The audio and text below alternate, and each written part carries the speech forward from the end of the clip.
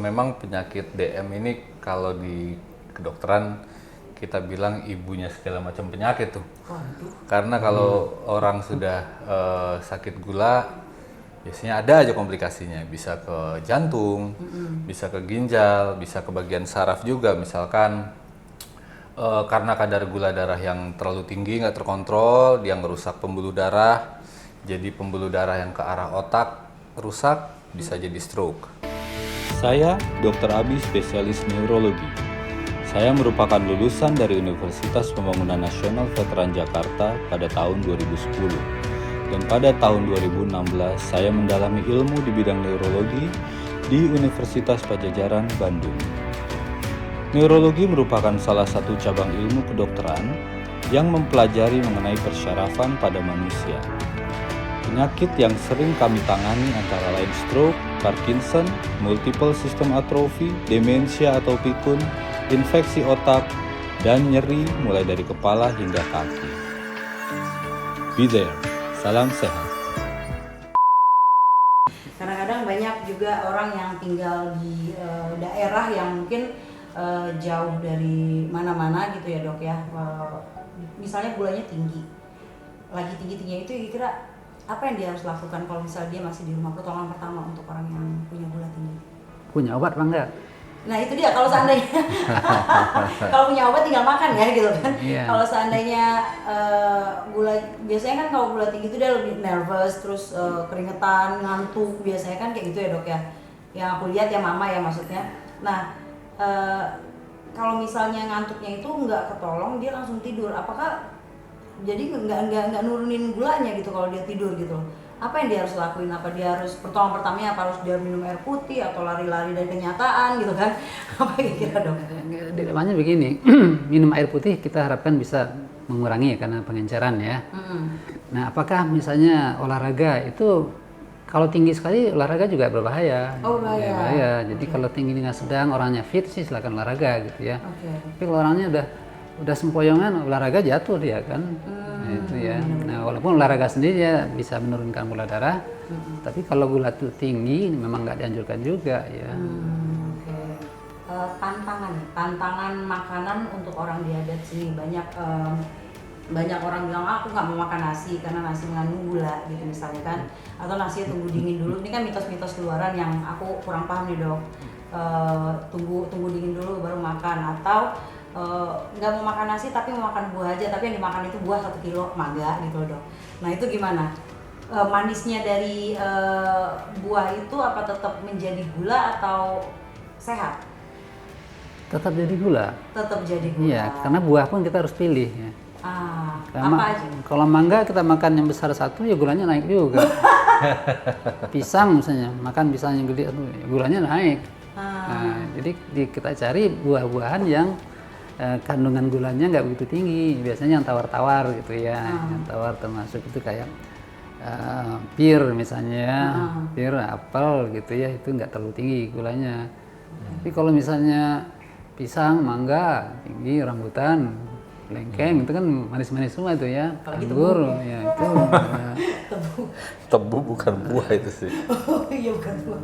Ya tebu ada juga yang orang merasa kalau yang alami kan nggak apa-apa minum air tebu, nggak tinggi naik juga kan gula. Gitu kan. Gula yang mengandung gula juga tetap ya. Apalagi tebu tuh bahan buat bikin gula. Iya, kan? sama. Nah jadi tetap nggak aman. Kalau untuk makan sendiri dok, makanan-makanan yang seperti tadi nasi, apakah dia harus jadi ganti nasi merah atau ganti nasi ada yang dijual-jual sekarang nasi diabetes gitu kan, nasi diet gitu, atau nasinya cucinya yang bersih banget, terus kalau mau makan tunggu dingin dulu, itu benar nggak? Kalau yang tunggu dingin dulu itu saya nggak tahu literaturnya dari mana gitu mitos. Ya mitos barangkali ya. Karena kandungan karbohidrat antara dingin dan panas itu kan sama aja, suhunya beda gitu ya. Nah, jenis beras merah itu memang naiknya itu nggak begitu cepat ya. Kita sebut indeks glikemiknya itu ada yang indeks glikemiknya tinggi, naiknya cepat. Kalau beras merah itu agak pelan, nah, makanya dianjurkan itu. Atau kentang, dia naiknya nggak kayak beras putih. Nah, kemudian dicuci itu, cuci beras itu kan nggak boleh cuci sampai bersih banget. Oh gitu. Karena kan di luar itu vitamin B-nya di situ. Aduh, kalau saya sampai bening dok. Sampai bening vitamin B-nya hilang. Oh oke. Yang penting kenyang deh kalau saya dok. Dan defisiensi vitamin B itu kan salah satunya beri-beri di zaman dulu tuh sering karena orang kena vitamin B gitu kan. Nah itu salah satu yang cukup penting itu di kulit, di beras ya, beras lapisan luarnya itu. Oke, tapi kan kadang-kadang tuh dok, maksudnya ini aku yang sering nonton di berita-berita nih, temukan beras yang udah nggak bagus sebenarnya, tapi para oknum-oknum nih direndam nih pakai pemutih nih biar kelihatan putih lagi. Itu yang bikin aku tuh nyuci sampai bersih dok gitu loh. Kalau misalnya beli berasnya yang kayak gitu aku trauma gitu melihatnya. Nah itu susah. Oknum-oknum lah ya gitu. Susah itu kita nggak tahu ya. Paling bener tuh beli berasnya yang Dari petani. Dari petani kalau aku gitu. Nah, jadi itu mitos ya dok ya, kalau nasi panas dingin itu mitos Iya, ya? itu saya kira mitos ya, saya lebih cenderung mengatakan itu mitos ya. Oke. Kecuali saya belum tahu apakah ahli gizi setuju apa enggak gitu ya. Kalau ahli gizi nggak setuju bahwa dingin itu lebih baik dibanding panas ya, mungkin mereka baca lebih dari itu ya. Nah. Saya belum tahu gitu. Oke, nah ini sekarang Dokter Abi, jadi maaf ya dok, tadi dicuekin. Diambil alih dulu, tapi ini tetap kolaborasi ya antara Dokter Naf juga sama Dokter Abi, kolaborasi karena ini kan tetap nyangkut diabetes. Oke. Ada pertanyaan-pertanyaan nih, cuma 4 pertanyaan kok dok. Oke. Pertanyaan buat dokter. Nih, secara neuro ataupun saraf ya, apakah aman untuk bedah yang punya riwayat? Sebenarnya tadi udah dijawab sih, tergantung gulanya distabilin ya. Tapi boleh dong jawab. Ya, kalau untuk pasien-pasien yang dengan DM kemudian mau dilakukan tindakan gitu ya, pasti dari operator atau dari bagian bedah akan melakukan konsul ya dok ya, ke bagian neuro ataupun ke bagian penyakit dalam, terutama biasanya penyakit dalam kalau untuk gula. Jadi ada namanya konsul untuk toleransi operasi. Nah, kalau pasien DM kemudian gula darahnya terlalu tinggi, pasti akan diatur dulu oleh dokter penyakit dalam sebelum melakukan tindakan bedah. Jadi distabilkan dulu. Ketika gula darahnya sudah stabil, saya rasa aman kalau untuk dilakukan tindakan. Mungkin dokter Naf ada pengalaman, pasti banyak sih pengalaman. Ya artinya orang mau operasi apalagi kalau bius umum ya, dia harus fit ya, tensi harus bagus, gula harus bagus. Nah itu yang penting itu. Kemudian fungsi jantungnya, jantung dan pernafasannya ya. Jadi kalau jantung, parunya bagus, gulanya terkontrol dengan baik, tensi terkontrol dengan baik, nah itu yang dikawal oleh dokter penyakit dalam ini. Setuju operasi, kalau enggak dikendalikan dulu. Nah, tapi kalau mendadak ini nggak bisa ditunda, harus diturunkan secara cepat. Kita infus insulin supaya gulanya turun dengan segera. Nah, itu ya. Tapi kalau misalnya operasinya nggak terlalu mendadak gitu ya, nah itu kita atur lebih pelan juga gulanya gitu. Tapi pada prinsipnya diusahakan di bawah 150 lebih bagus, tapi kalau terpaksa ya di bawah 200 oke lah, jalan deh gitu kan. Ya, artinya pasti dokter juga udah yakin gitu kan kalau misalnya aman untuk operasi gitu. Iya. Jadi periksa semuanya, nggak hanya gulanya aja, tapi ya tensi semuanya udah diperiksa. Jadi nggak usah takut buat yang punya DM.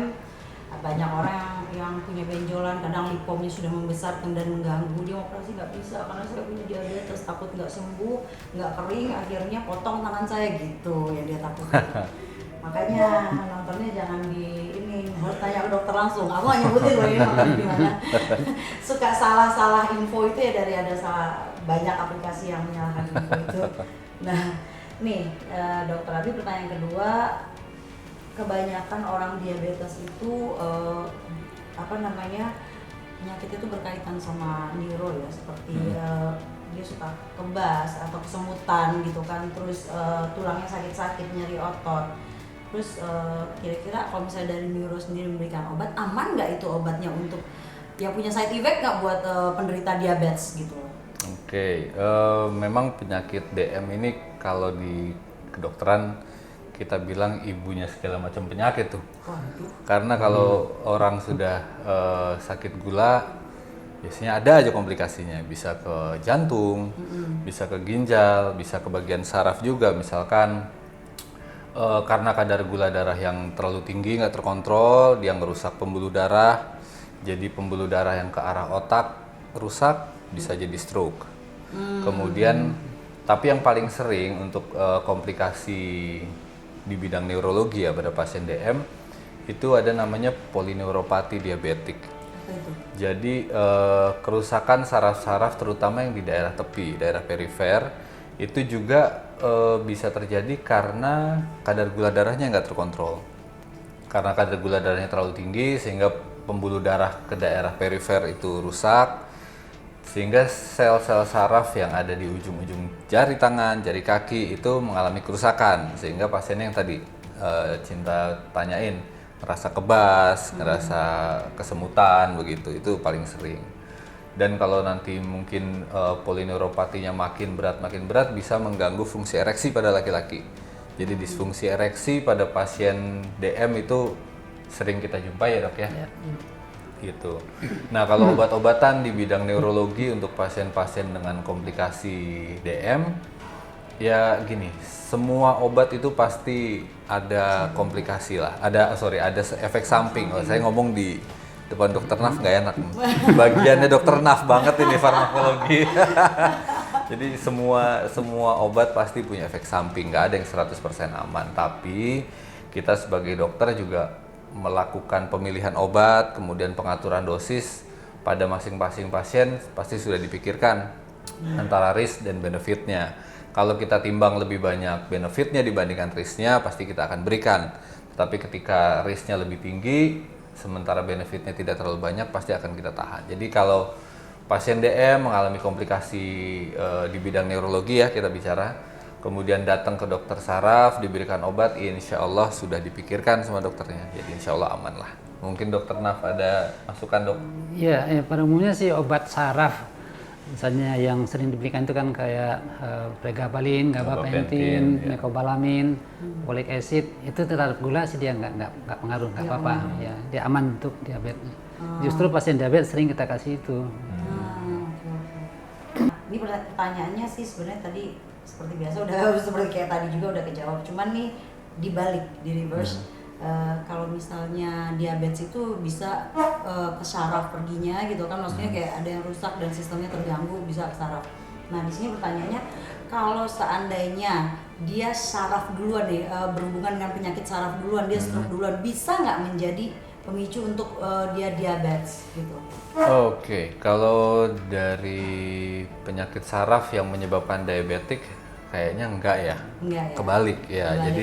Jadi diabetes dulu, kemudian ada komplikasi di bidang saraf gitu karena kalau misalkan gula darahnya nggak terkontrol dan pembuluh darahnya mengalami kerusakan, ini kan pembuluh darah ke arah mana aja, ke organ mana aja bisa terganggu, termasuk ke jaringan saraf, sehingga nggak akan kebalik, saraf dulu yang kena kemudian baru jadi diabetik, kayaknya enggak. Jadi lebih diabetik dulu baru ke yang lain. Oke, terus juga ada pertanyaan ini berhubungan sama saraf pastinya tentang demensia, ya kan? Demensia atau pelupa apakah bisa datang lebih awal dikarenakan dia punya diabetes? Oke, demensia sendiri biasanya kan pada orang-orang tua ya, di atas 65 tahun dia baru muncul. Tapi memang ada yang onset awal pada demensia, dan salah satu faktor risikonya memang diabetik. Jadi orang-orang yang diabetik ya balik lagi, pembuluh darahnya rusak sehingga sel sarafnya kurang dapat oksigen, kurang dapat makanan, jadi fungsinya lebih cepat menurun gitu. Ini aku pertanyaan satu lagi, mungkin pertanyaan terakhir dari aku dok, kalau nggak ada lagi yang masuk ya. Ini pertanyaan terakhir dari aku buat dokter Naf, ini cara berdamai dengan diabetes itu gimana? Prinsipnya ada 3 yang harus kita lakukan dengan diabetes ya. Pertama, ngatur diet. Ngatur diet. Kedua, exercise, olahraga. Nah, obat itu di urutan ketiga sebetulnya. Nah, jadi orang kalau sudah diobati diabetes itu ini tetap jalan. Pengaturan diet tetap harus jalan. olahraga teratur harus tetap jalan. Sederhananya begitu sebetulnya ya. Pola hidupnya Pola hidup. Nah, tapi biasanya kalau hanya diet saja, kemudian olahraga saja, gulanya masih tinggi. Ya kita tambah obat. Nah, kemudian jangan nanti terbalik-balik, atau udah olahraga, udah diet, obatnya boleh dilepas nggak? Tergantung. Kalau gulanya bagus, ada kemungkinan obatnya dilepas bisa ya. Tapi biasanya sih itu berarti diabetes yang masih ringan. Tapi kalau yang sudah lanjut itu biasanya nggak bisa, tetap saja harus dikasih obat gitu ya. Nah kalau untuk dietnya sendiri itu untuk orang diabetes ya aku rasa pasti berbeda dengan diet yang lain gitu kan. Bagusnya itu mereka sarapan pagi itu kadang-kadang kan kita nih orang Indonesia lah ya, kalau belum ketemu nasi itu belum makan gitu kan. Nah jadi kalau misalnya penderita diabetes itu sarapan paginya lebih baiknya apa dok? Maksudnya mungkin pagi itu dia bisa buah atau telur gitu, siang dia makan, kalau makan nasi yang berat gitu, terus malam dianjurkan buat makan lagi atau tidak?